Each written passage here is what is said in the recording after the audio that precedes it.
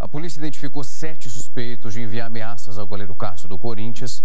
Foram mensagens com fotos e áudios dizendo que o jogador deveria sair do time. Segundo essa investigação, os autores têm entre 16 e 20 anos. O dono do perfil da rede social de onde partiram as ameaças é um adolescente. Ele foi ouvido na delegacia e depois liberado. As mensagens chegaram pelo personal trainer da esposa do Cássio. A polícia agora está monitorando esse grupo. Sobre esses ataques na internet, eu vou conversar agora com um especialista em direito e também processo penal, Dr. Leonardo Pantaleão. Doutor, obrigado pelo tempo e a disponibilidade. Nesse caso do Cássio, nós falamos já aqui na semana passada, as ameaças eram muito claras. Quando a gente olha para esse caso ali explícito, qual a configuração do crime e justamente envolvendo adolescentes. E a gente percebe ali que perderam a noção há muito tempo quando chegam ali. São torcedores, mas é injustificável o que nós vimos sendo levado até o Cássio. É verdade, Rafael, é um prazer falar com você, com todos que nos acompanham.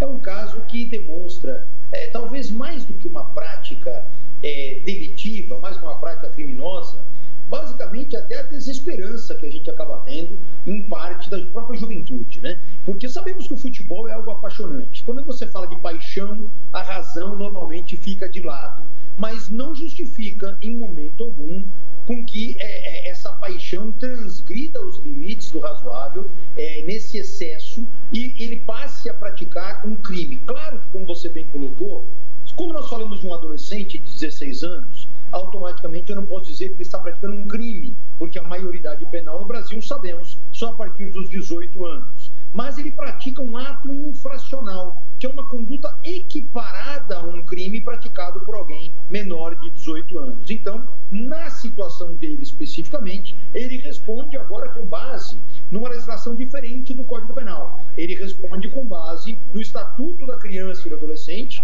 e sobre ali a fiscalização do juízo da vara da infância e da juventude. Diferente, claro, daqueles outros que já são maiores de idade e que também, de alguma maneira, contribuíram para esse fato, repito, absolutamente repugnante, que não se justifica em hipótese alguma. Doutor, desse caso, olhando para os adolescentes que fizeram parte, ainda fazem desse esquema e agora foram ouvidos ali já pela polícia, há uma penalidade que os pais podem receber nesse momento? Nós já vimos alguns outros casos, mas aí já olhando para o exterior, onde os pais foram acionados, o que nós temos em relação à responsabilização por parte tanto do pai como da mãe, num caso onde o filho menor de idade pratica atos nessa proporção? Olha, as punições elas podem variar e elas acabam ali divergindo entre até mesmo uma eventual ação de indenização, porque afinal de contas os pais respondem pelos atos dos filhos menores, né, enquanto não responsáveis por si só. E também ao extremo, caso demonstre que, de fato, eles não conseguem ter ali o controle daquele jovem, daquele adolescente, podem muitas vezes até incorrer na perda do poder familiar e automaticamente deixarem de exercer ali a salvaguarda direta dos interesses daquele jovem. Doutor, quando a gente olha para a internet, nós sabemos ali que são milhões e milhões de ramificações, às vezes fica aquela ideia de que não é possível fazer esse movimento de rastrear da onde as ameaças saíram. Mas, de acordo com essa investigação policial, é possível, por mais que a criação do perfil seja ali não tenha foto, não tenha qualquer identificação, é possível fazer esse movimento e chegar no responsável.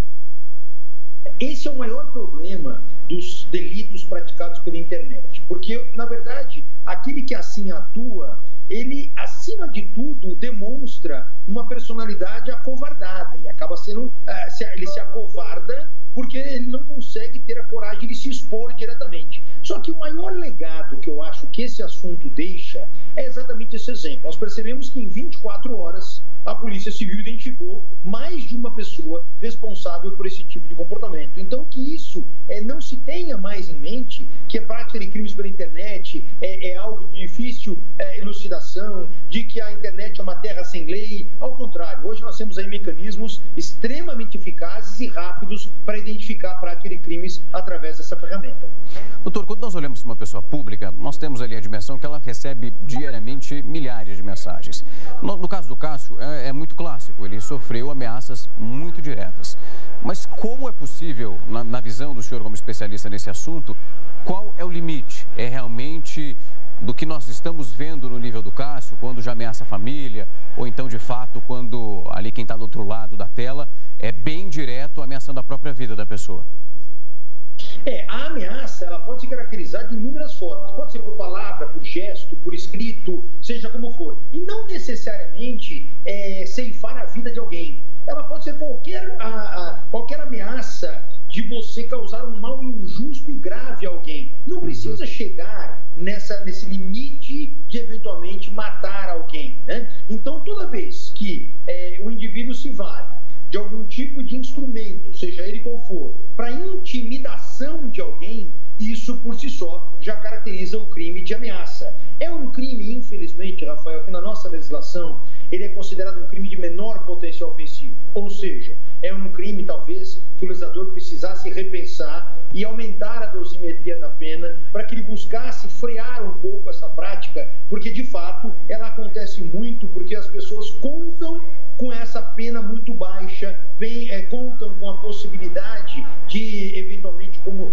se diz numa linguagem mais leiga, pagar alguma cesta básica e não responder criminalmente. Então, precisa que haja realmente um direcionamento maior do Estado a respeito dessa responsabilização penal um pouquinho mais forte. Isso não tenha dúvida alguma. Mas o crime de ameaça, como eu mencionei, ele independe do mal planejado. Não precisa ser a morte. Basta ser um mal injusto a alguém para que a ameaça fique caracterizada, de novo, seja por palavra escrita, gesto ou até mesmo falado. Não, é péssimo isso, doutor, porque nós temos ali a vida de alguém. No caso do Cássio, não só ele, mas como também da esposa, foram ameaçados. Você precisa parar a sua vida para tentar resolver uma situação como essa, porque o medo vai crescendo, vai gerando uma sensação de pânico que a gente imagina que seja infinita. Doutor, eu agradeço muito o seu tempo e a disponibilidade para vir aqui e conversar conosco, dar a explicação necessária. Volte sempre. Eu que agradeço. Até a próxima oportunidade. Até.